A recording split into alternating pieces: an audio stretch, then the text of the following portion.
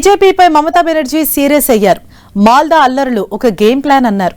అశాంతిని సృష్టించి రాష్ట్రపతి పాలన తేవాలని బీజేపీ ప్రయత్నిస్తోందన్న మమత న్యాయాధికారులకు ఈసీ రక్షణ కల్పించలేకపోయిందని ఆరోపించారు. సర్పై ప్రజల్లో వ్యతిరేకత ఉందన్నారు మమత. 294 నియోజకవర్గాల్లో అన్ని సీట్లలో తానే అభ్యర్థినని అన్నారు. తన తరపున ఎవరు అభ్యర్థి అన్నది మర్చిపోవాలని, తనను చూసి ఓటేయాలని తెలిపారు.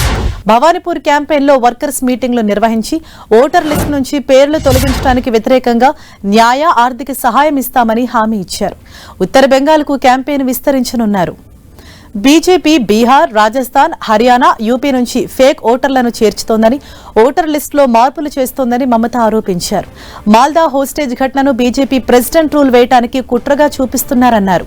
పశ్చిమ బెంగాల్ అసెంబ్లీ ఎన్నికల ప్రచారంలో సీఎం, తృణమూల్ కాంగ్రెస్ అధినేత్రి మమతా బెనర్జీ ప్రచారం ముమ్మరంగా చేస్తున్నారు. ఆమె భవానీపూర్ నియోజకవర్గం నుంచి బరిలోకి దిగుతున్నారు. బీజేపీ నేత సువేందు అధికారి ఆమెకు వ్యతిరేకంగా పోటీ చేస్తున్నారు. ఇది ప్రతిష్టాత్మక బ్యాటిల్ గా మారింది.